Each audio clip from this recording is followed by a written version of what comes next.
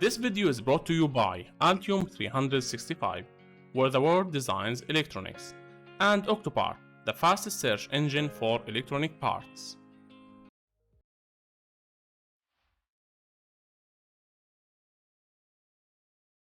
Positioning components.